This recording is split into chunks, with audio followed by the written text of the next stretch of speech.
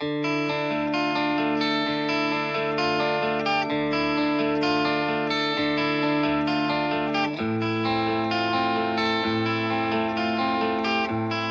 guys, to the Pixels and Panels podcast, episode 4, featuring, again, Raith. And we wanted to talk about a movie today. Which one was that, Raith? Shut the fuck up. You know exactly what movie it is. No, I have no idea. I just came here home. I don't know. You just called me and said, hey, let's talk about this movie. Well, the people already know because of the title of the podcast, but we are talking about the shitty Death Note Netflix movie. Mm-hmm. This piece of shit. Yeah, it was so great. If it actually was a comedy, I think it would be much better than what. It's just like The Room, you know, where Tommy Wiseau comes out after the movie and says, "Hey, it was all a dark comedy." No, it's not. It's not anything like The Room. I haven't seen The Room, but I know what The Room is about, and this is actually an insult for The Room. If you compare it to it kinda is. It kinda is in a way. Yeah, it definitely is. The thing is, I was actually the one recommending this, so like, what to do for the next podcast, and I was like, yeah, we could look at movie adaptations because Death Note is coming up, and JoJo Diamond is Unbreakable is going to be released someday in the future, and so I was like, yeah, we could do that, and yeah, you were like, oh, that's an excellent idea, just seen the movie, and it was horrible fun, and yeah, I realized shit, I have to watch this shitty movie, and I'm not going to enjoy it, and yeah, you came up to me with that idea, and yesterday after you after you finished the movie, you were like, oh man, why did you make me watch that movie? And I was like, no, you recommended it, so but why do you accept my terrible recommendation? Because I watched it anyway, so fuck. Yes. Yeah, amazing. You may wonder why we also do a podcast about it when basically the entire internet has done it. Yeah. I think we can add some points to the injury that this movie caused. Maybe, yeah. Mm-hmm. And I was one of the few people who were like, this could be good. This could be a good movie. Oh, I wasn't that way. Wow. But then you were way more optimistic than me, because but I was going in this film and was like, nah. This is gonna suck bad. No, until I saw the first trailer, I was like, this could be good. But when I saw the first trailer, I knew this is going to be shit. The point is just that Netflix did pretty good adaptations, even one a few weeks back, because Castlevania was awesome. It was only 4 episodes, but it was awesome shit. Like it was a nice prequel to the whole third game, I think it was. Yeah, it's the third game, and it's actually going to adapt the third game. It just did the prequel. Yes. How this fellowship of Castlevania is coming together. Yeah, right. And it's kind of funny because that movie was good, and then comes this horse shit. So yeah, this horse shit. Even Castlevania, right after it got released, it got greenlit for a second season, like one day after it got released on Netflix. It felt like it got renewed for a second season, which was awesome. And this film, okay, let's say we're of course going to talk about spoilers. We are going to talk about Death Note. Don't even tell them. This movie is shit. Yeah, and, I want to say something about. No, I just is preventing people from watching this shitty movie. Yeah, right. No, but if there is someone, I mean, if there's any person out there that haven't watched it and wants to watch it, and I can just say listen to this podcast after you've watched it if you really want to watch it, but we don't recommend it. No, don't watch it. Stop it. Yeah, we don't recommend it. Netflix for shitty movies. Don't do it. No, don't give it any views, not even an illegal site. Because you can still look at the traffic of illegal sites and see how many people watch this shit. No, don't do it. technically you can just go there and download it. Maybe that helps. But yeah, if you really want to see it, of course you can do that. But listen to this podcast after that. Don't be the nice guy here. This movie is shit. No, I'm not. I'm not the nice guy. I'm just the person saying that you can watch whatever you want. I mean, people do that anyway, so who cares? It's like. But don't support it. Yeah, but if they watch it, they add to the view counts and look at how many shitty Hollywood movies get a sequel because people watched it, even if they rated it bad after it. And this movie has a sequel hook at the end, which is this is something that this is what I just wanted to go about. Is about it sets it up for sequels. But we haven't seen a green light yet, and I hope this won't be getting a sequel. But I'd say let's dive in and let's talk about the movie. Basically, we just said everything. It's bad. But we're talking about, of course, Death Note here. Death Note is a super popular manga and later adapted into an anime. Which was very, very successful, internationally known, from Tsugumi Eba and Takeshi Obata, which I think was their first work together as a duo, if I remember correctly. I have to double check on that, I'm not sure. I know that Takeshi Obata did manga before as an artist. I think it's the first one that was actually published and shown up. I think they did one-shots before. That simply weren't adapted into it. Like, you have to know about Shonen Jump that if you want to start, it's a weekly magazine where one chapter a week is released, and to get into it you create one shot which is about 60 pages, and if the public really, really likes it, then that's going to be a series in the magazine. Right. And probably that's determined by the ranking, by the Shonen Jump ranking. You have these polls at the end of every magazine, and you send in there which ones you liked and which ones you didn't like this week. And this is how it's going to be in Shonen Jump if you want to get released there. Actually, the same duo made a pretty nice manga about it called Bakuman. It was after Death Note. Where they elaborated on that in a kind of comedic way in a slice of life. Yeah, well, that's the one thing I liked about Bakuman is how they tell you how manga is created. Everything else about Bakuman was shit, but the main storyline, which is the focus, is really good. So, I loved Bakuman. I think all the way through volume 20. I really liked it, but that's of course debatable. But we're not here to talk about Bakuman today. Of course, it's about Death Note. And just say, okay, there was a very, very, very internationally successful manga, which got turned into an anime. And after that, there were live-action adaptations. There was even a TV drama that we want to talk about later. I want to say something about later. And then we got this Netflix film. Yeah. So, how to start with this shitty movie? The whole premise. The whole premise of Death Note, a book where you write a name in it, and the people whose name you've written in it is going to die.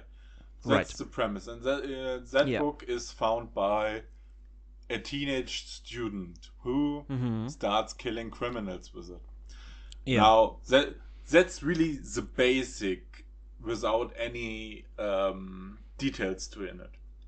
And that's basically what the American version is, and the Japanese is much more to it. And it's really, the first 20 minutes or so in the Netflix movie aren't that bad. They only set up the premise. So, but there's a few things that is directly pissing me off because they are so stupid from the get-go.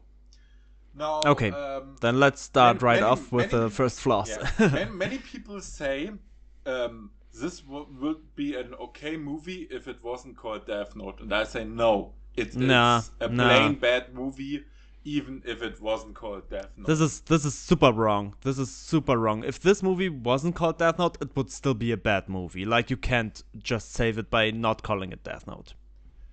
And of course, knowing it's based on Death Note makes it much worse, because the manga and anime are really cleverly written, and this is not. But that doesn't change the fact how bad this movie is. Now, at the start, when we let's just compare them. The original Light is a really clever student, one of the best in his school, very stoic, and he finds the Death Note and tries it out on a death row inmate in Japan. There aren't many death row inmates, but the death sentence is still active in Japan. Right. So he is reluctant to test it, but he figures, just to make sure, let's test it on a criminal, not on any kind of person. And then that person dies, and he knows, wait, this thing is real. And then he gets to his idea, I can clean up the world with it. So right from the bat, I think he is a well-intended extremist. He's like, he becomes a psychopath later on, but in the beginning, he has an ideal. Like, you can get behind that he gets power, and he's really willing to use it to better the world. Now, what you think about it is depending on what kind of person you are. But compare that to the movie Light, and that's really stupid. We get to know him. He's a smart kid, but he sells homework. Like 50 people, he did the homework for them and sells them. Which is like... Yeah, we get... This is the problem. This is the first problem I had with this film too, is that we get like 2 scenes depicting that Light is actually smart. Like, this is something that we just...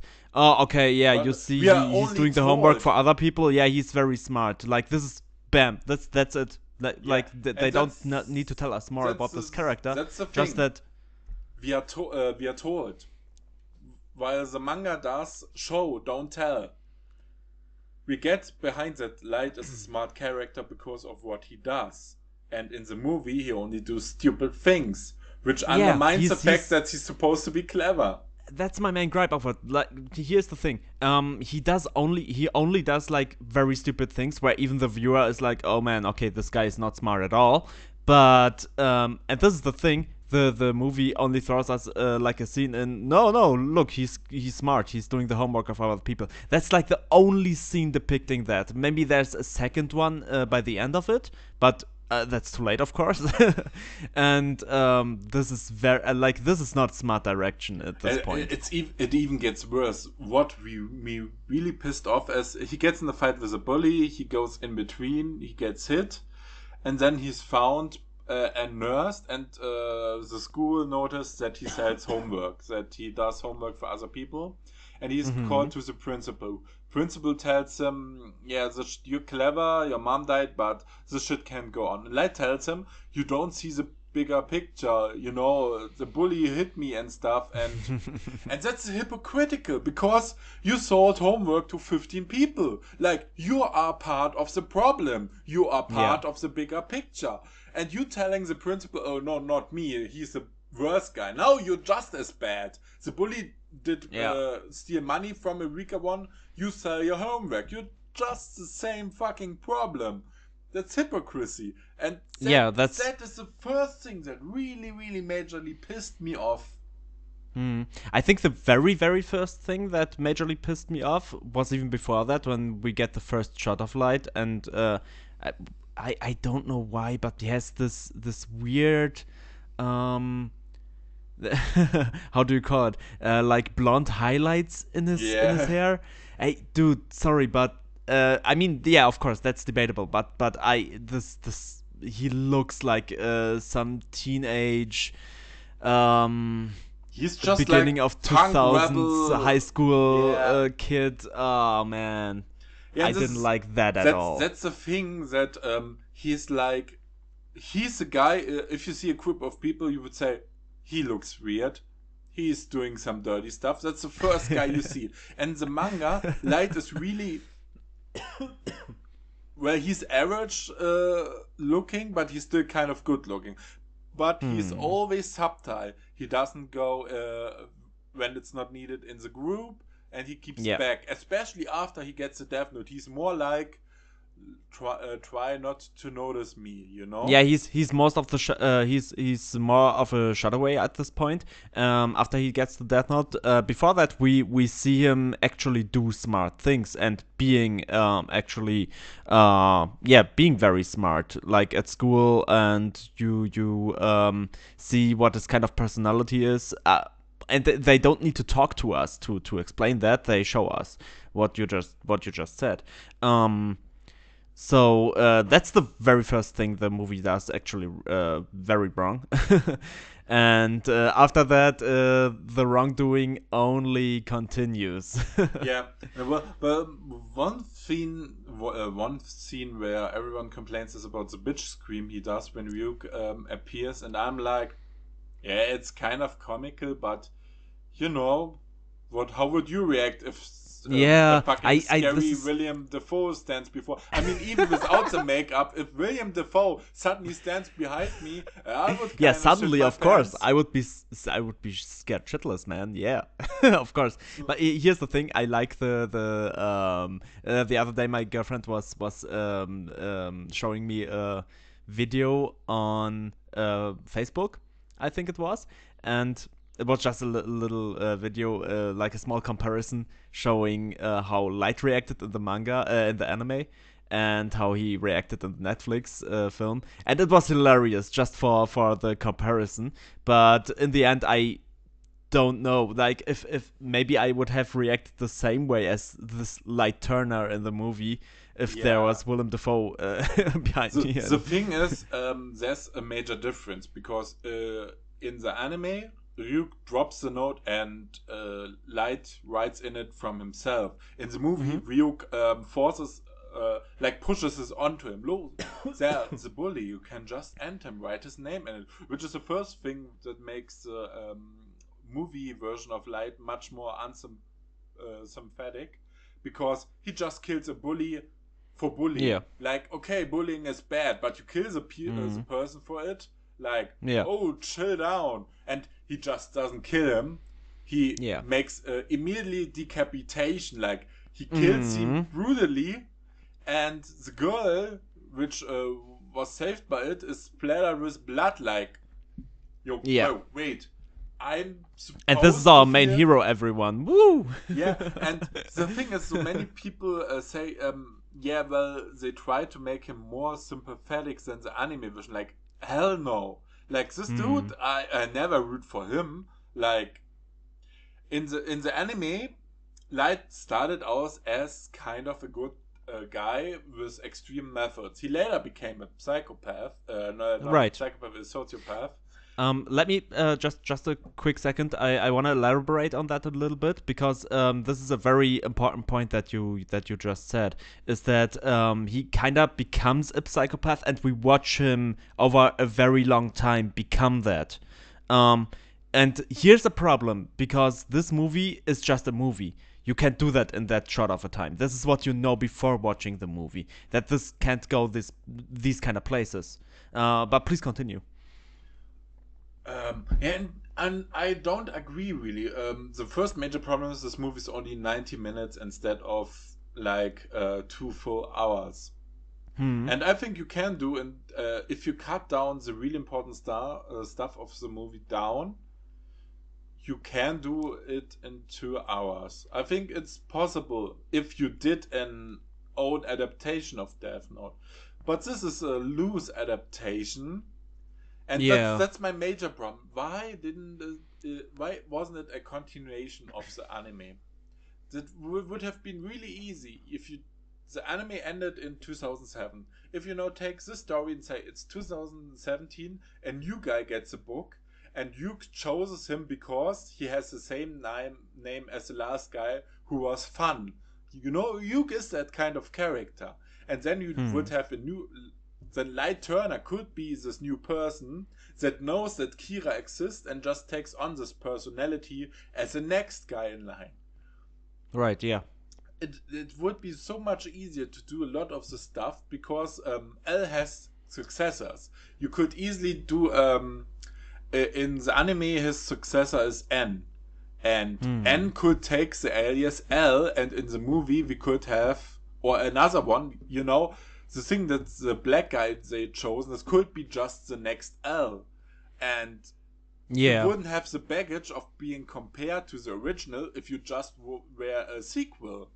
Then you wouldn't have that baggage. You don't even have to make a sequel. You can have an and this is what I really don't like about this Netflix adaptation, is that it doesn't do its own thing completely, you know. You could have the concept of the Death Note written in any kind of plot you want to do. I mean, you just take the names Light and L away and just do completely different stuff with it. You could have made a very interesting movie about the Death Note, which has nothing to do with the original, but is a completely different story.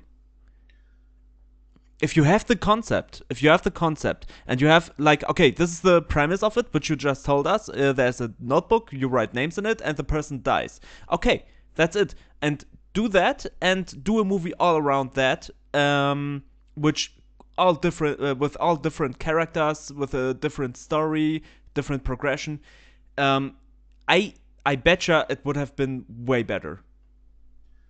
Yeah, well, I agree on that. The thing is, a few interesting points that weren't in the original were made throughout the movie, but the movie doesn't really dive into them at all. And you know, the original didn't explain them. You could have the opportunity, but the movie undercuts itself.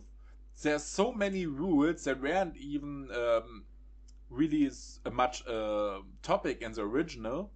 And they add rules, and then they ignore rules when they need to progress the plot. Like, right, what they another thing that happens very, very quickly in the movie is and this is only for people that know the original. They're gonna notice is that they changed a very specific rule, which says that if you write a name in this Death Note, the person is going to die either way. Like, whatever you do with a Death Note after that, if you burn it, if you try to erase the name, it's not gonna happen anymore. The person is dead. The thing is, like, in the original manga, there was an extra chapter where it was possible to bring someone back, but it was a side chapter and was removed for the manga itself because it was retcon, basically. Yeah, exactly. The idea was there, but the movie, like I said, it undercuts itself. It's not like here, burn one page to save one person, which is really stupid, because how it's the detriment, you can write several names on that paper, but only one is going to be saved. So, like, only one is going to be saved by that. Yeah, that's stupid. That doesn't work. But here, the main problem is even the rules that are stated, like a murder has to be physical possible, which the movie ignores at the end completely. It like does. This thing is, if this movie was Final Destination, it wouldn't be that bad of a movie. But the Death Note is basically omnipotent. The stuff that Light at the end turns like, keep me into a coma for 2 days and then collect the Death Note, bring it to me, kill a lot of people. Like, he completely gives the people, that's basically mind control. Like, how is there any conflict in this movie? Especially when he had the name Watari. Like, finds the name out of the real L. Why even bother? Yeah, just in this adaptation, Watari, kill L, and the movie's over. Like, in 30 minutes. In this adaptation, Watari's name is actually Watari. Like, this is his actual name. And I was like, okay, why? Why would he go around with his real name? And why is this all of his name? Is this first and last name is Watari? Are you serious? Yes, the thing is, Watari's in the manga obviously an alias.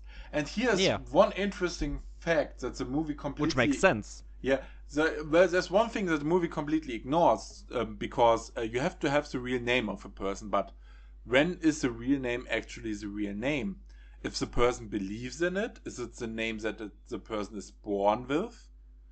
And that is a plot point the movie could address, like, because Vatari is now so believing that his name is Vatari and not his real name, maybe that's why the Death Note killed Vatari.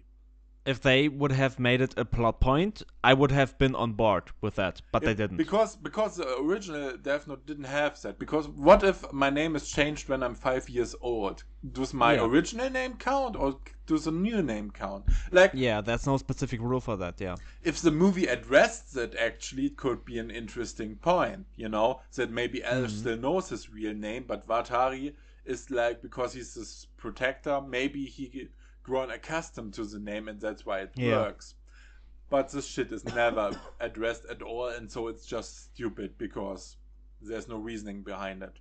Yeah, there's literally no reasoning behind it, and another thing is that here's the thing: we come to know L, and I don't want to shit on the actor, because I think for what he did, for what the script told him, basically, he didn't do a very, very bad job, but the script was doing a super bad job.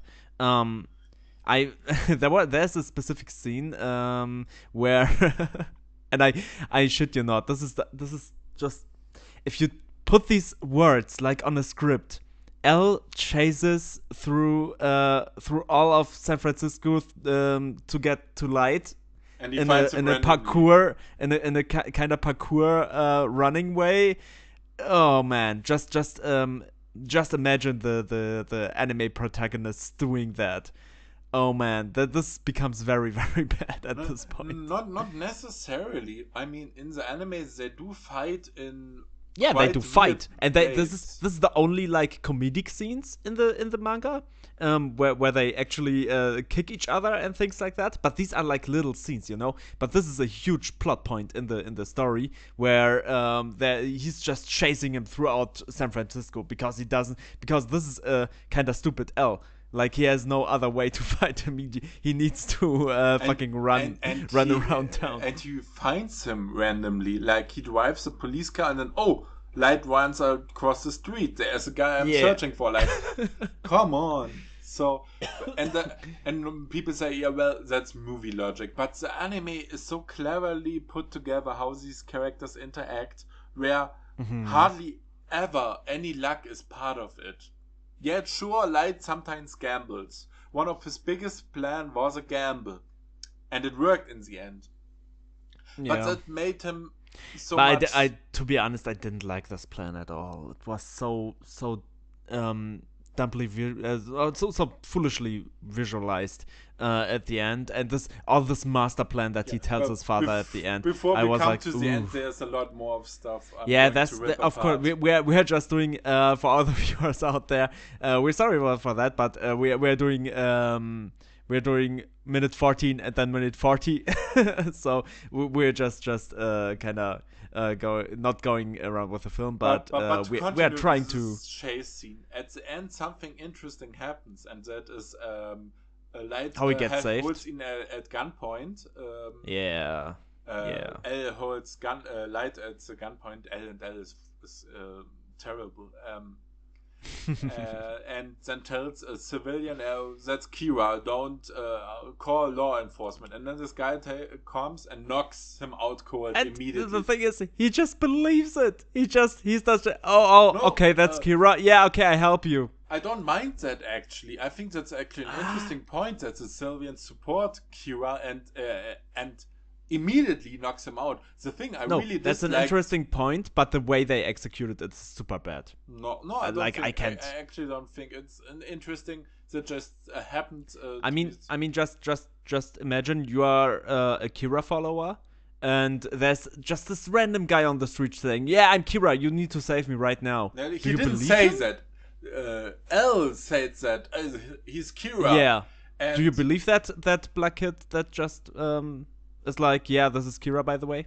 Yeah, but I mean, And if you think about it, if you think Kira is right, and there's a chance this black kid armed with a gun is killing, it doesn't even need to be Kira. He can be just a civilian that is threatened by that black kid there.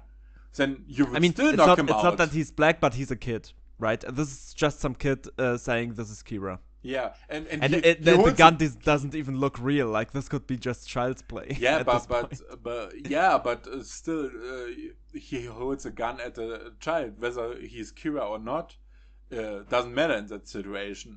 I think he actually did the right thing in that moment, the civilian. What I really hated is that he said Lord Kira, like religionist follower of Kira. Couldn't it be just a civilian who thinks, hey, Kira's right, the world is becoming a better place because they kill all the criminals, and criminals turn themselves in because they don't want to die. And that's another point the movie completely ignores, even though that's one of the strong points going for this movie. You know?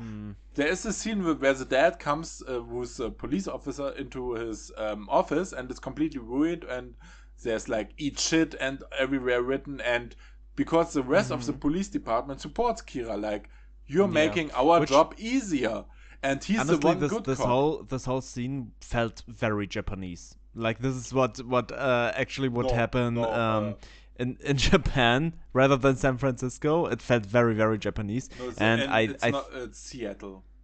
It's not. Yeah, I know. That's why it was kind of like, it was strange for me to see, because I was like, okay.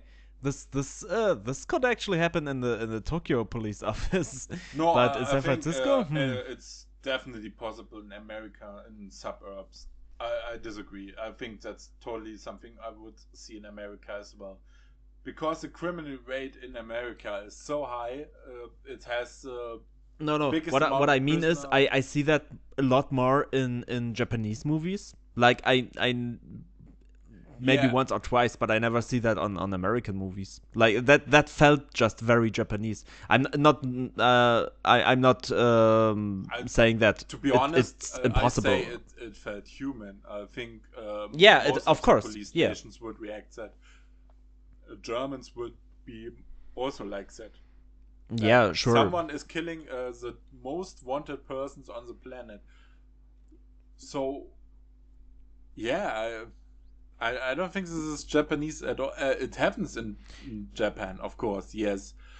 No, but no. What I meant is that the scene felt Japanese in the way that in Japanese movies I see that a lot. But in American movies, this is not that of a common thing. But I don't want to say it's bad, you know. Like, it was okay. And it's just the thing that the movie completely undercuts, like, in America, that the support of the law enforcement is so much on Kira's side, while in the anime, the Japanese law enforcement was still hunting for Kira. Like, they weren't really that pro Kira.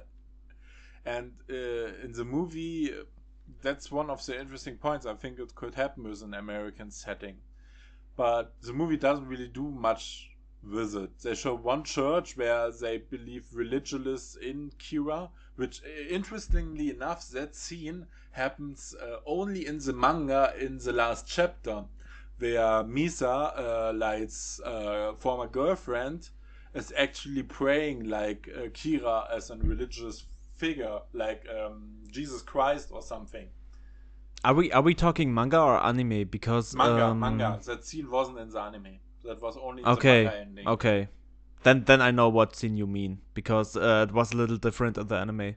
Yeah, okay. but it was weird showing them how easily they believed in Kira when he only killed like bad people and stuff. And that's the next thing, is how does he prevent people from noticing he's an American? Like, and this is getting stupid. How he came to that name. Because in the anime, he was given the name Kira. In the movie, he chose it himself. He based on his fucking own name. And he says, hey, it also means kind of killer in Japanese. And I'm like, no, don't have your name, even in the slightest, be similar to your god killer name. Yeah, And then this is stupid. the reasoning actually is a bit better than it sounds, because when he killed Japanese criminals, they write in Japanese perfect. He kills people in other countries that write in perfect Japanese, which sounds like, okay, so he has to be Japanese because these people that don't know Japanese write Japanese on the walls like Kira, save us. This is also very really undercut in the movie, and how L finds him is so stupid in the movie. He gives out information, and Kira kills a bunch of old yakuza and shit in a nightclub in Tokyo. And L is there. Right, And yeah. L said himself, yeah, I dropped that information to find out where he's coming from. And I'm like, how do you know that he's from Seattle? Because he didn't just drop that information in Seattle. That would just not be possible to pinpoint him. Like, And here's the thing: they could have just made it like in the original how he finds him, yeah, which made way more sense. But they wanted to go. I bet you they wanted to have that dumb yakuza scene in it, which was so stupid. and it was just to connect. Oh, look, here's something Japanese because the original is Japanese. But the thing is, later on, he uses the logic like in the anime when he says, yeah, the first hostage situation where Light kills the second person was only shown on local Seattle news, and that's how he knows it's from Seattle. First of all, would such a hostage situation really only be shown in Seattle? And second of all, we are living in the fucking age of the internet. There are live streams. There are many. There's fucking WikiLeaks, you know. There's many possible people that could have watched this from anywhere in the world and killed him. Trying out this power. Yeah, and another thing, I think very vital thing in the whole Death Note spectrum is that the very first rule is that when you kill someone, this person has 40 seconds to live. If you just write in the name, this person has 40 seconds to live, and after that he's going to die from a heart attack. That is anime only. Anime and manga. They did change that rule too. The death has to be physical possible. The 30 seconds were cut. Yeah, and I don't understand why they did that. Because they had to do a Deus Ex Machina with Watari, where he is around for... Yeah, cool. Okay, you still could have done that. I mean, because they changed the other rule, you know? Yeah. That's the point. I get it. Rules are there to be broken, but you need to establish how these rules can be broken without consequences. And the movie never does it. Here's so many fucking rules. Like if the movie showed us that Rook did put in false rules to fuck with Light, that would help a lot. Because if a certain rule isn't true, then Light has to figure that out. Like the anime Light tries out how much he can do in the realms of these rules. He tests out the rules, and he tests out how far can people do things until the Death Note, because that's another rule of the Death Note is that if the condition is not possible, how he's going to die, he's going to die on a heart attack. And the anime Light tries out how far he can go with the rules, how much he can do. Like he figures out what is everything I can do with the Death Note. Yeah, he's even going places where he's just saying, where he's writing in the Death Note down, okay, she's going to kill herself in the way that nobody finds her, in a place that nobody knows, like things like that. He's even going those places, yeah. Yeah, and he tries it out, like she flies to Brazil and then kills herself, and that didn't work out. Like the anime Light or manga Light really did try out everything possible with this Death Note. Low. I need to know what almost I can everything do and what I can't do. And in the movie, it's like you can't kill a person on toilet with sharks. Like, Here's the thing. In the just for the viewers out there, in the manga, it was depicted as every time you read a new chapter, or in most of the new chapters, you get some of the new rules, like that you can read them. You see all the rules in the Death Note, like you can. They sort of got collected in them, and after that, an official Death Note came out where all the rules were written inside, and in this movie we get to see like three. I mean, sure, you can't fill this movie up with all kinds of these rules. I get that, but the most important ones should be there, right? And the thing is, these rules are there, but they can ignore them when they need to progress the plot, which is like the worst kind of writing. When you undercut your own set rules for this bullshit. Yeah, that's a very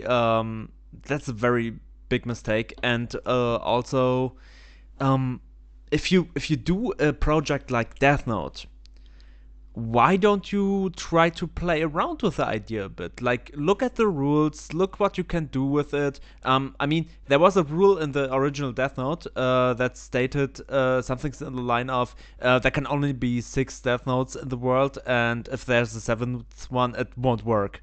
Like this is a rule that in interviews the authors of the manga have been asked why is that rule in there, and they wanted to make something out of it, but they were like, we forgot about it.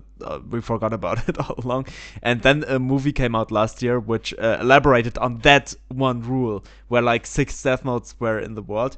I didn't see that movie. I don't know if it's good or not, but I think the idea is very clever. And this is something that this movie is missing so much, that just playing around with the Death Note. Like, you see, this Death Note is just this instrument of killing, and that's it. Until the end, where he goes, where he tries to go beyond borders with it. But that's way too long into the movie, to be honest, and it's just for this one thing. At the point where Ryuk even becomes superpowers, but we'll get to that. Yeah.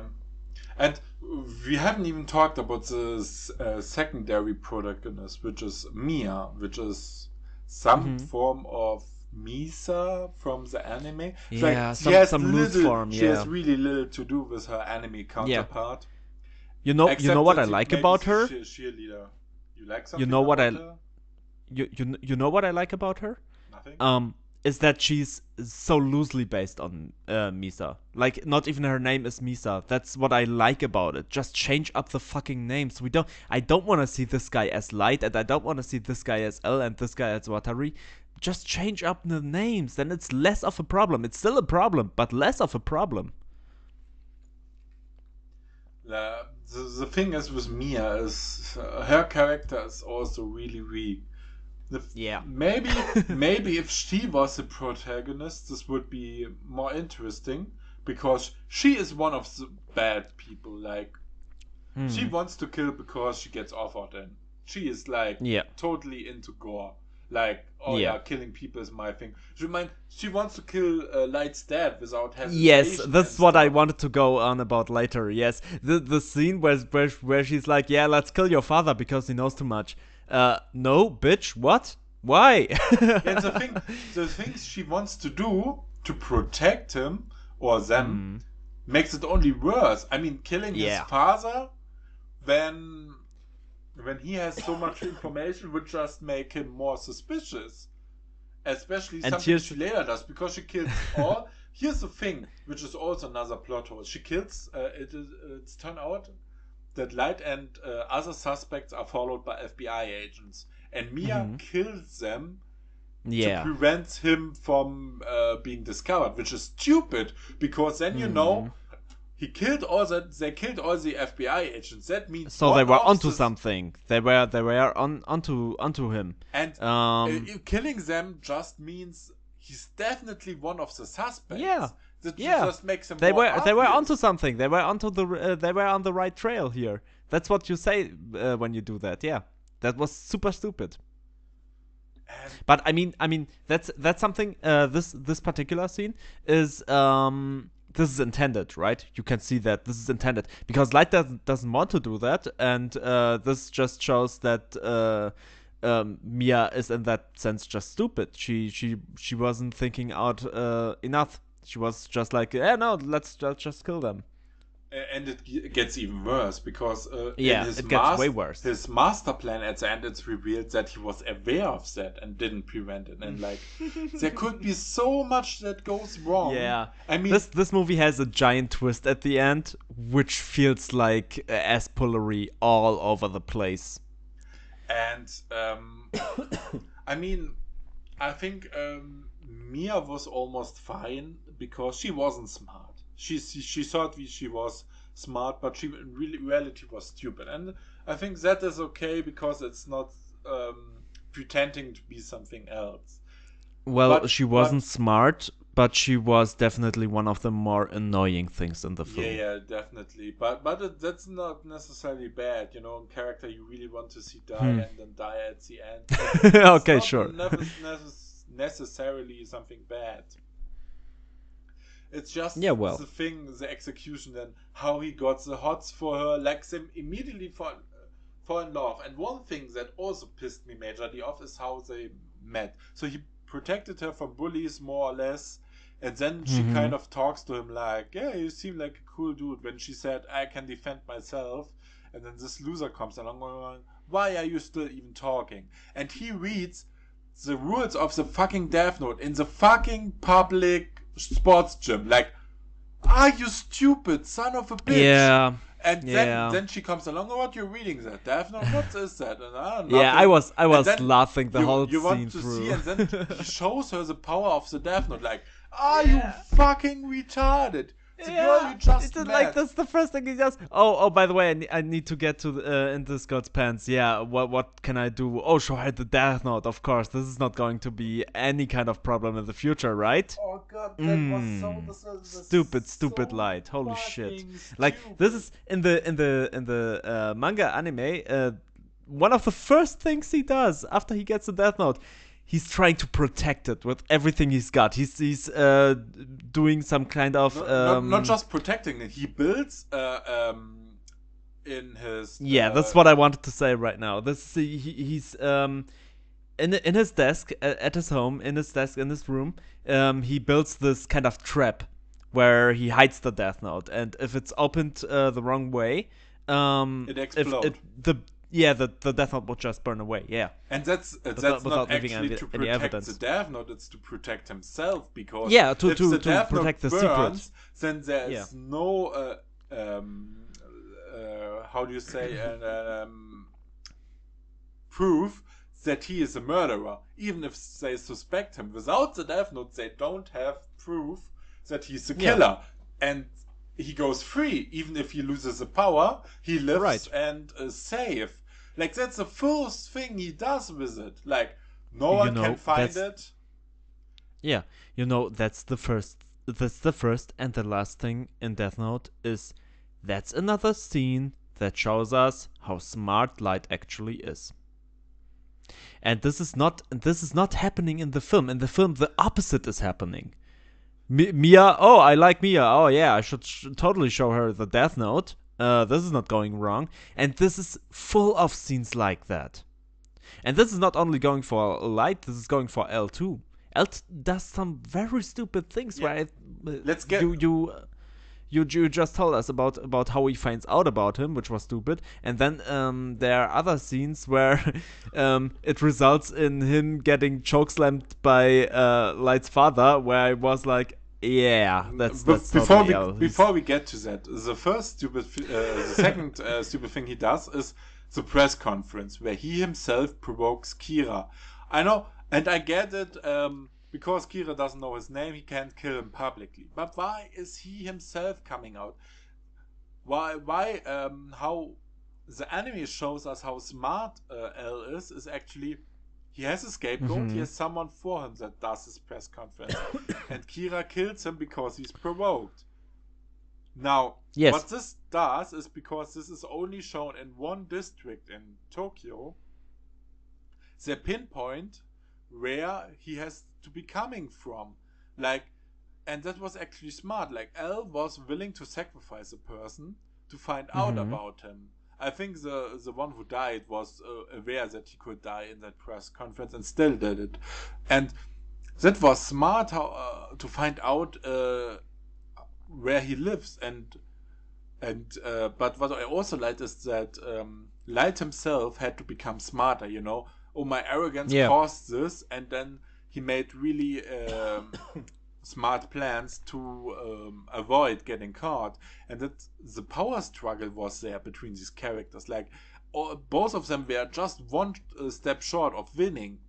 And in this movie, I never thought L was winning or anything. He was always weaker compared to L. He wasn't really a foil.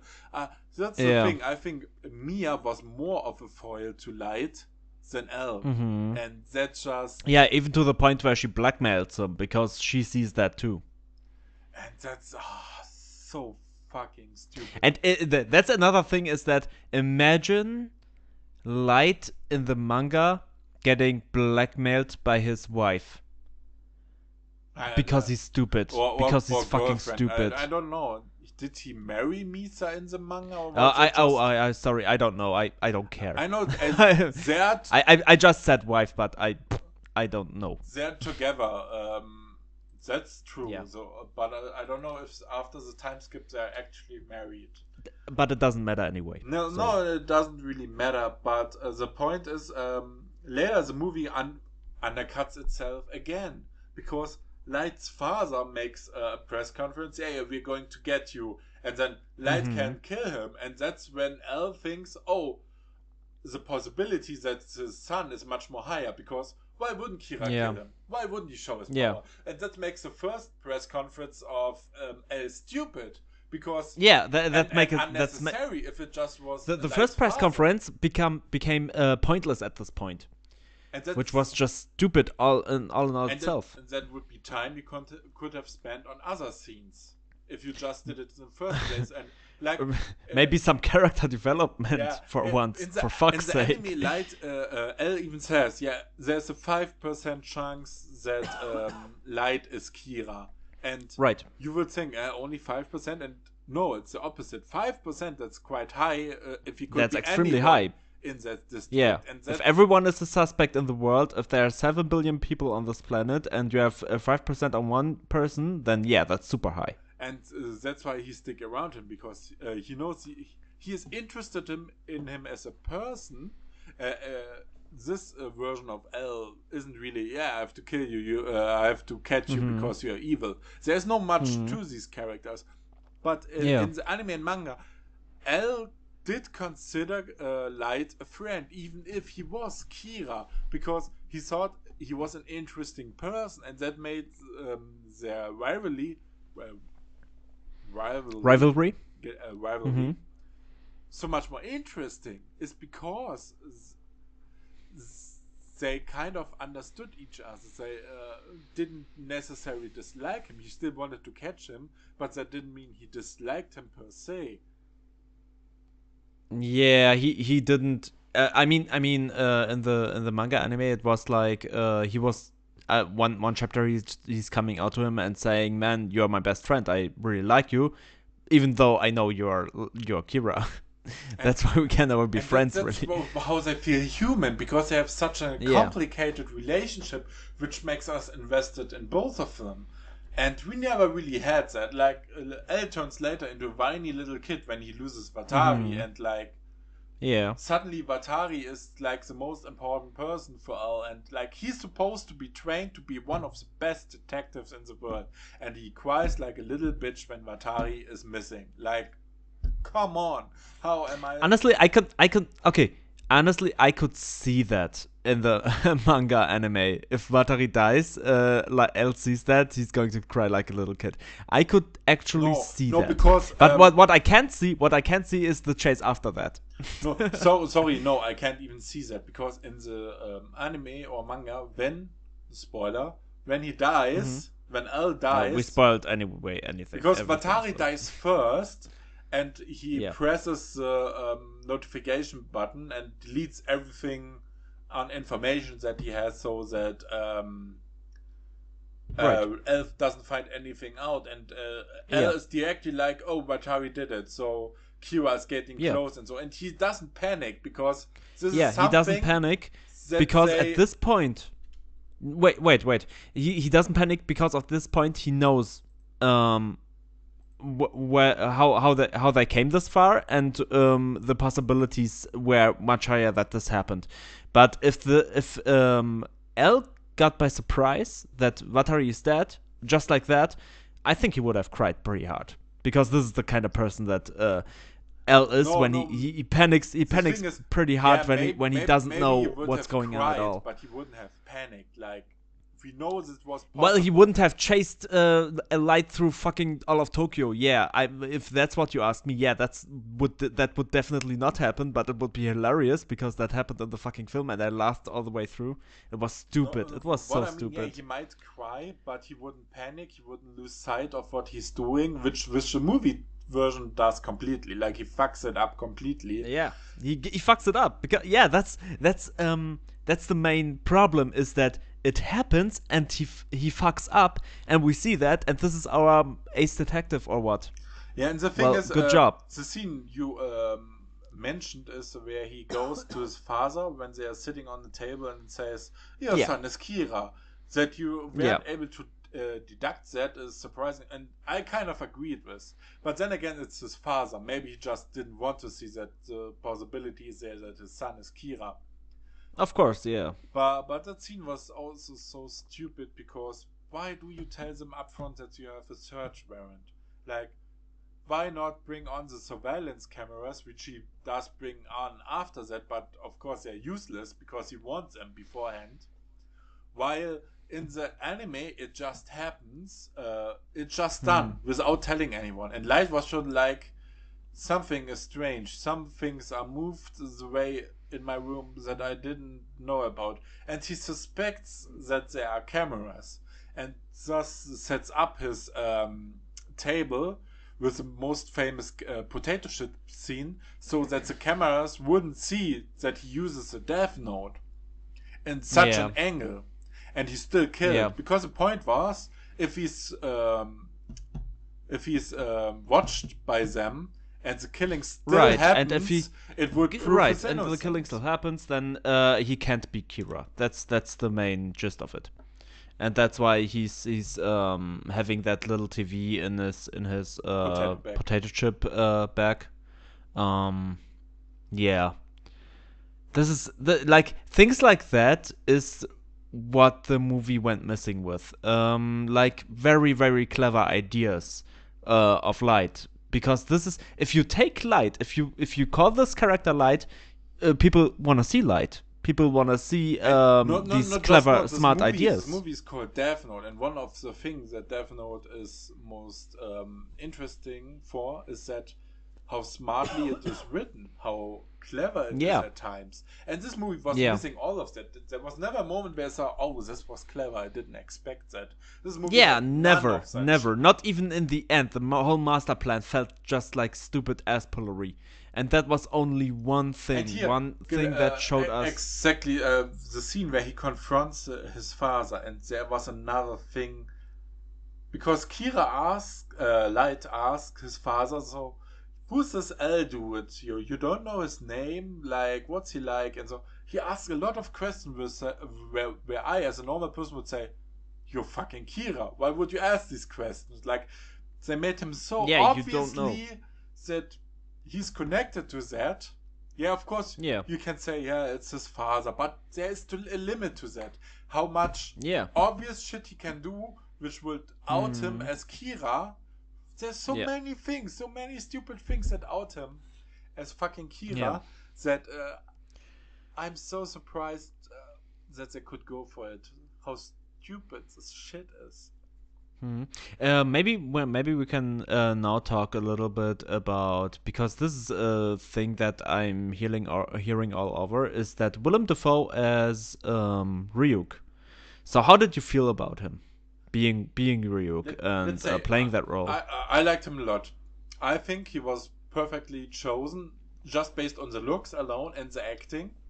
The thing is, the movie didn't include Ryuk enough in the way they're portraying. Yeah, yeah. That's my thing, right? Because everyone is saying, okay, he's Willem Dafoe is doing a good job, and I think so too for the scenes that he's in. He's doing a good job, but Ryuk is not that big part, big part of the movie, and that makes it pointless to even point that out, in my opinion. The thing is, also, many people said Ryuk and Willem Dafoe are your best assets movie. Why do you not use your best assets? And we completely agree with that.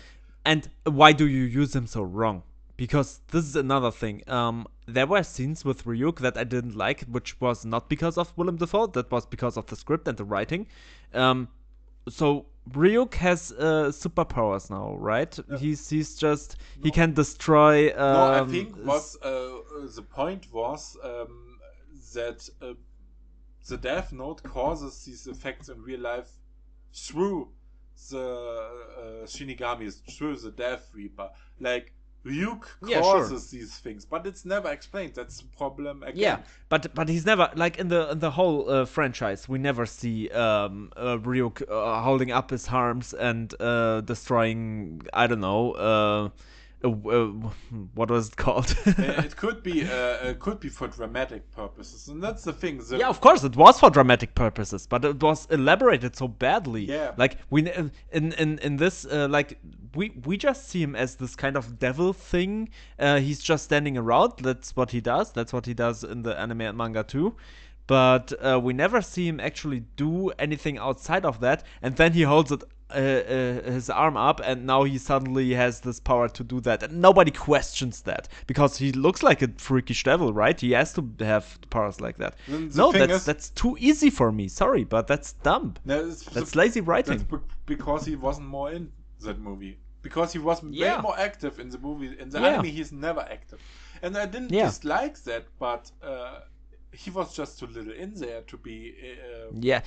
No, for a movie, I dislike that because for a movie that has words spread out like Ryuk is not your friend, don't trust him. Don't trust him. Like for a movie that plays around with this idea, there's too little of Ryuk in this movie. If Ryuk is such a big part of it, or supposed to be. And the thing is, Light threatens him when saying, "I write your name down," and Ryuk says like. The most anyone gotten is 2 letters, and then that doesn't make sense. In the first that doesn't make sense at all because his fucking name is written in there. Don't trust Ryuk. Somebody managed. The name is written in there. Except he himself wrote it, which is also never explained in the movie. Which wouldn't even make sense. So it does need to make sense because Ryuk do things for fun of it. Because I think you... yeah, of course. I think you can't kill Shinigami with a name in the Death Note. I think that's not possible. And so, maybe he's just to fuck around with Light, which would be a thing Ryuk does in the anime as well. Not that much, but Ryuk is that kind of character that does things that are meaninless just for fun of it. I can see him do that too, but I want to see a bigger reason. I want to see more of that, you know. If you have ideas like that, please play around with them. Why are you shy? Why are you like, okay, yeah, I have that very cool idea for Ryuk, but let's hold it off for now, and in the end we'll see what we do about that. And this is what this whole movie is. The whole film feels like, yeah, do we want to make a show or do we want to make a movie? Okay, the script says it has to be a movie. Okay, we are going to do a movie. Okay, what's going to happen? Light finds the Death Note. Okay, cool. We had this, like a checklist, you know, like a checklist of things what happened, and in the end, it feels like, yeah, but what was the purpose of Ryuk? Oh, Okay, but we have this very cool idea for Ryuk. Yeah, let's just put it in there. Let's just let it sink. And I hated that. Yeah. That was very, very... Like, okay, no, I can't say hate, because I never felt hate throughout the movie. What I felt was boredom and slaughter. Disappointment. Because I couldn't be disappointed. Yeah, okay, we didn't have expectations. I saw 2 years ago, and this is what I also wanted to talk about. 2 years ago, I saw the Death Note TV drama from Japan. I dare to say that this movie was at least in some ways better than this fucking shitty TV drama. That I think it lasted for 10 episodes, and I watched the whole thing. God knows why I did that. And it's such a poor like, it's not even, I couldn't even call it an adaptation. It had its own ideas, but there were everything in this drama was acted out so poorly. The script was not there. The budget was definitely not there. Like, this is an aspect. The first aspect that I can say this movie does better is in budget terms and in CG terms and acting, because we have actually a cool Ryuk. This is Netflix. They have way more budgets than that. They have way more budget. Yeah. The budget was not the problem here, and they used that budget at least for a cool Ryuk, right? They had that. This TV drama thing didn't even have that budget. They didn't do much with it. The TV drama didn't even have that kind of budget, where I'm like, okay, why do you do a show around Death Note if you don't even have any money?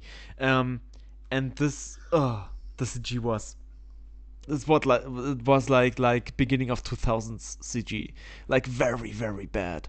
And we're talking TV, not movie. And the thing is, we're talking about Japan, which in all the Sentai stuff and the Power Ranger stuff, they can do really well puppets someone can move in. Yeah, so they could have done very cool puppets of Ryuk. They would have looked awesome. Pretty sure of that.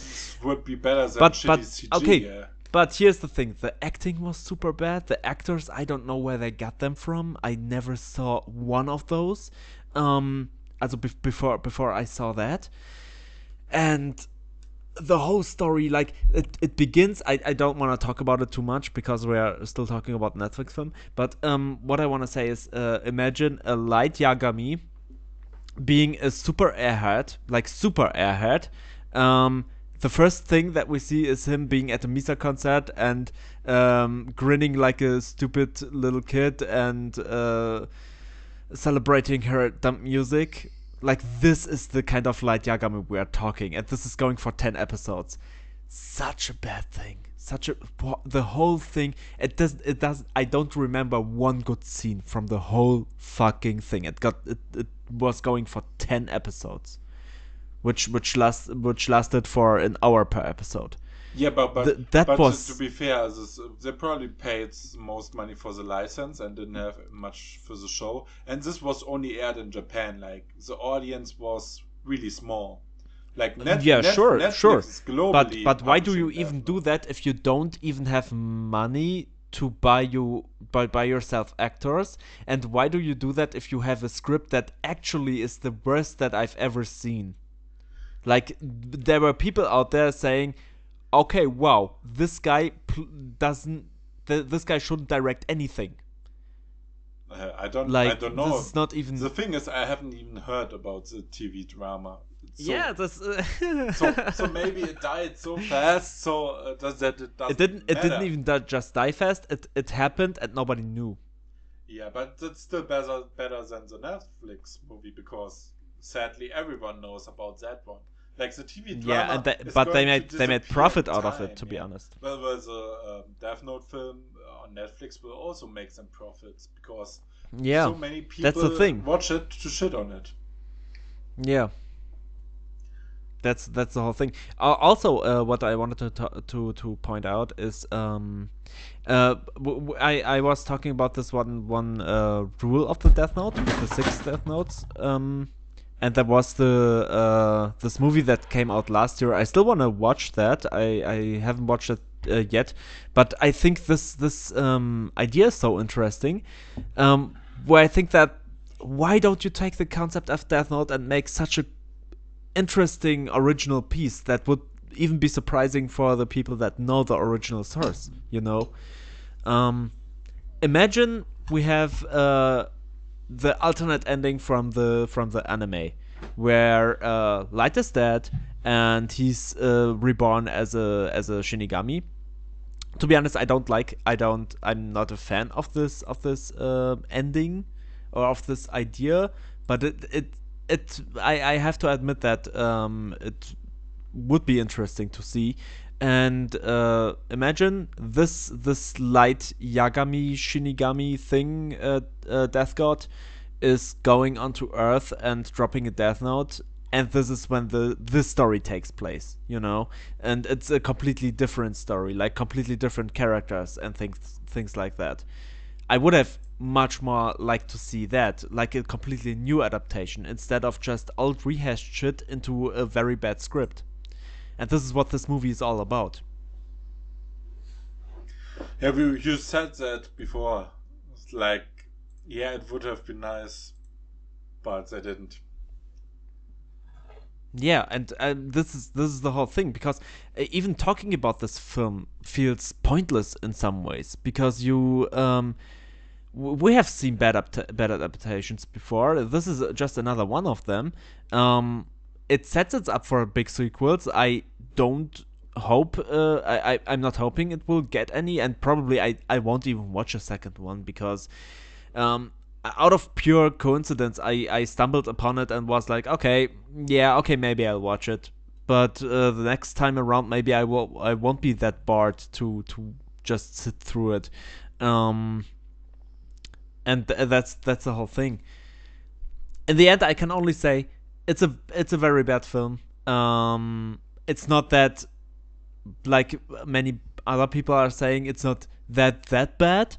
No, it's that bad. Sorry, but it is that bad. It's not even remotely close to being in suspension or in disbelief when watching it, when seeing how these characters do their very yeah, master planny shit, being very Before we smart, end this, outsmarting let's each talk other. about this master plan from Light, because Okay, yeah, sure. Okay, elaborate on that. Yeah. Because this master plan is stupid. Like, Yeah. he when he is suspected by Al and stuff, Mia not stole, but took his Death Note out of his apartment, used it herself to kill and to kill people and stuff. And the first thing I wondered is, why are no agents following her? She is his girlfriend. She has access to his house. She could take stuff from him. And yeah, she's treated as like, until the end where Al breaks into Light's house and sees the picture, and like, why was she never a problem before? Like, she was always together with him. But that's the thing, she didn't have character development. We never got her home situation. How did she grow up? Is there a reason why she's so fucked up? We never got that. And I think if L was this detective, he would concluded, oh, maybe his girlfriend has to do something with her, and he checks her. Maybe. Which was in the fucking anime. Like, L did immediately suspect his girlfriend. He kidnapped her right after meeting. Yeah, because he suspected that maybe she has a way of killing him. And he was right. Because a thing that isn't happening in the movie, which isn't necessary, but in the anime you can get the eyes of a Shinigami at the price of half of the remaining of your life. So if you have 50 years of life still of living left, then you will have 25 years left if you get to pay that price. Exactly. If you want to have these eyes. And here's the thing, that the movie doesn't have that at all. But the thing is, that isn't the problem. But she sees El's name in the anime, and El kind of realized maybe something is going on. Yeah, and he immediately kidnaps her, so no chances. Yeah. Like he has the he has a warrant that it's likely that she is connected, and keeps her locked up. And he has a judgment to realize when he should do something. And one thing, which is why I didn't like that they chose a black actor, is not the fact that it's a black actor, but the fact that it's not Japanese, because L's quirks and his social behavior is really based on the fact that he's an hikikomori that is living in Japan. And hikikomori is a shut-in, basically. which often is happening because of the social structure in Japan. And that's the reason why he is becoming so awkward next to his raising in that orphanage. The movie plays up the wrong things. They play up his candy eating as, oh yeah, you need that to make the best decision. He's got decision. autism. He's mostly like an autist shut-in kid in this film, in this adaptation. But you just said something very interesting. That he's that this is a very Japanese thing for L to do. And honestly, I didn't like that in the original source. Like, I'm not gonna say Death Note, the manga was perfect. It has a lot of flaws I didn't like. And this was one of them, to be honest. I never liked that it was such a Japanese thing, by knowing that it's not even elaborated that L isn't really Japanese. Like, this is another of these things. In the original source, L is depicted as maybe from Britain, but you never actually know that much. And that's the problem. And then this bullshit explanation with the candies. Like, yeah, of course it's true. Sugar keeps your brain functionality up. But it's not like improving your thinking capabilities. He's just a smart person. And because he's always staying up so much time, which he does in the movie, he has so much sugar intake. And it's kind of a quirk of him that he overdoes it. But it's not like... because this is something like Watari instructs him to. Like, and then you need to sleep because strong decisions are made, you need sleep, and like, yeah, obvious shit. Like, why have such moments? You could rather establish Watari as a father figure than doing such bullshit, which is like, then you could get behind why he is like so completely panicking when Watari is away. Like, he really cares for him, which would be different from the original. This is another one of these things where the movie got really, really boring very fast. When it was like, we are not going to elaborate on these characters. Here's just the story, and it's going to play out like a checklist. This is when that happens, and this is when it starts getting super boring. Like, this is what you just said. We could have had this character development. We could have gotten more out of these characters, these original characters, more or less, that they had, and they didn't even go these places. And the thing is, let's wrap it up with the last major plan, which is the most stupid thing ever. Yeah. which is, I say, why it's Final Destination, because so many things are fate manipulation. Like, Mia, we just shortcut it. It's basically Mia written his name in the death book. It says if he doesn't hand it over to her, then he's going to die. And that's why she didn't burn Watari's page, because you can only save one person by burning a page. And to save him, basically. Yeah. So... which is, I mean, if you think about it, this is such a stupid rule to begin with, no? But yeah, please continue. And the thing is even that handing it over isn't so simple, because you have to... Ryuk is going to find a new host and whatever in like 7 days, and why is that rule there even to begin with when this movie is 2 days long? It doesn't make sense. It doesn't make sense remotely. And it continues where they meet up in the Ferris wheel, and then it's revealed that he wrote in the notebook that if she doesn't hand over the book, she's going to die, which is the next stupid thing, because that is the notebook was, once you write down a name, the person is going to die. And like now they want to show us that there's a escape room. If she hands over the book, she's not going to die. Like, no, she's definitely going to die according to your own rules. And here's the thing, you could of course make it a point that she would die anyway, like, but why not tell us that directly? Why make it like a stupid plot point? Like, it's just a waste of time and plot. And yeah, right. and that is still bearable. What stupid comes after that? He falls, the Ferris wheel breaks, she falls in the ground, he in the water, and the page of him flies into a random can of fire. Like, that's fate manipulation. That's not just writing a death cause. Like, first of all, it's luck that there's fire at all where this page can burn into. But that the page falls into that can, like, you can't control it. Or that he falls into the water while she falls on the ground and dies. Like, this is just Final Destination. Like, this is supposed to happen.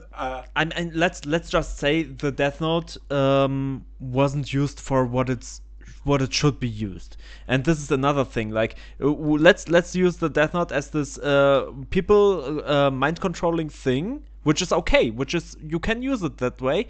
But if you don't want to kill anybody with it, if you just want to control someone's mind and actually not kill that person, the Death Note is not the right tool for that. The Death Note is not made for that. And this is what I hated. Like, you can't use a thing that is for killing people and just say, yeah, but I'm gonna burn the page. This person is not gonna die. So I just had the control over him for, I don't know, a couple hours. That's just stupid. That's not the whole premise of the Death Note. That's a major problem with the thing. Establishing rules and ignoring them later on when when your plot deems it necessary. That's just bad writing. It's just plain bad writing. So, is there anything left? I'm trying to think of something. Yeah, you know what? The next movie about Death Note that I want to see is a live action adaptation, or maybe an anime adaptation, an OVA. Oh, that would be awesome, an OVA. About the novel Death Note, Another Note, because I think that was a very good read. Please not change the world again. That was very bad. But this is the next thing I want to see from Death Note. The ending we haven't talked about. Oh yeah, sure, the ending, yeah. He even wrote in instructions that two guys, one saves him and keeps him in coma for 2 days, and the other collects the Death Note out of the lake, which is also stupid because anybody could have found it before. Uses the Death Note to write in names, and the fact that while he's in coma, people still die, clears his name. But how can he control it to that point? That is so luck based. That's not smart. That's extremely luck based, and he's just fucking lucky. That's just a big shot in the dark. Like, you can't know if that really happens if you write it in that way. And the thing continues. So the guy brings the Death Note back to him. He hides it under his bed. And his dad figures out he is L. Not because of smart deduction, but because he finds a newspaper clip of the guy that murdered his wife and Light's mother. And that, of all things, makes you believe that your son is Kira. Like, seriously, you're supposed to be a detective. And of course it was stupid from Light to kill his mother's killer, but you know, I get that point. And have the chance to kill your mother's killer and it looks like an accident, no one can prove that it's from you. But that of all things tips off his father is like, oh, come the fuck on, you're seriously? There were a million of things that could tip him off, and then that's the thing what makes him figure out is like, oh god. At the end of the movie, I almost forgot about that. At the end of the movie, you're still selling us this dumb shit. Like, oh. And I don't know. Humans are very interesting. No, Ryuk, not in this film. No, not in this film. In the anime, yes. But this film, nah. And this film, nah. This film, humans are just stupid. Just plain stupid. Yeah, they're just super boring, man. Kill them all, Ryuk. Please. Also, Oh, the man. movie avoids, of course, the question: what does his father do with that information? Does he help him? Mm-hmm. Does he ignore him? Does he put him in Yeah, prison? right. He's just sitting there. We don't know. And this is another thing that people said this is setting up itself for big sequels. For me, this is kind of an ending too. Like you can just say, okay, yeah, we don't know if he's now choke slamming his own son in the bed in the next scene. But this could be the ending. Like it doesn't necessarily need to be a cliffhanger or anything. I didn't feel it was But that it way. doesn't make sense. How is it going to continue and make sense? Because Yeah, what is his it father can't going it to can't do? possibly make sense. Like if they really want to continue with an L successor with N and things like that, they can't do that. Like they can't do that in a traditional way. They would have to go a completely original place, but they won't because you saw the movie. They tried to make it basically loosely based on the manga anime, which they got wrong from the start. Ah, So I don't see a sequel coming up. But if there's going to be a sequel, and there's likely going to be one, it's probably going to be even worse than this film. So not even interested. yeah, well, I didn't even want to see this shitty movie. So Yeah, no, I didn't want to see it. I was just there and was like, okay, why not? It didn't cost me any money, so I didn't care. yeah, well, woohoo. Go watch Death Note movie if you have suicide. Yeah, it's such a If good you want film. And a reason to kill yourself, then watch it. yeah. If you- oh god. But okay, okay, there are worse films than this one, Are there but worse anime it's a very adaptations than this? yeah, sure. Which Sure. one? Oh, okay. Dragon Oh, Ball the Evolution, and you could make the point that Dragon Ball yes. Evolution was even more of its own thing compared to this. Yeah. Like that was even way worse. And then there are other adaptations like novels, and then there's the Dark Tower, which just No, happened. I didn't talk about adaptation. I But did talk about anime adaptations. I mean, yeah, because I movie know. adaptations, book adaptations, sure, there's Yeah, existed for the 60 tons. years. But I There's talk tons. about anime Yeah. adaptation. You know, Yeah. uh, I, Yeah, well, there are super bad anime adaptations. Yeah, Dragon Ball Super is like the cherry pie on the shit mountain of bad adaptations. But yeah, this is it's a very bad one. We can say that. Um, it's a very uninteresting one, and it's a very boring one. nothing Um, to add there. but I think that wraps up our Death Note podcast, right? Yeah, no, I'm exhausted. Even we only talked about like 1.5 hour about this. We talked about this movie. How long this movie Longer is? than the No, movie the is. movie is the time is 90 minutes. How long this movie is, and then we have 10 Oh, minutes okay. of credits. I checked it yesterday. So basically, we Ah, talked about it as interesting. much as long this movie was, which is already undeserving of this movie. This point alone is more interesting than this whole movie. A lot of things are more interesting than this fucking movie. Yeah, the shit I took this day is more interesting than this one I took the other day. Okay, so that's it. Let's wrap it up. Thank you for listening. If you're still here with us, we understand if you're not anymore because this movie was so uninteresting that why would you even listen to us talk about it for 1.5 hours? But anyway, thank you for listening. And yeah, see you next time. Um, for our next big thing that we're going to talk about, which is going to be, and I'm gonna say it now, it's going to be about the good weather in Berlin. Thank you for listening. Bye. Stop lying.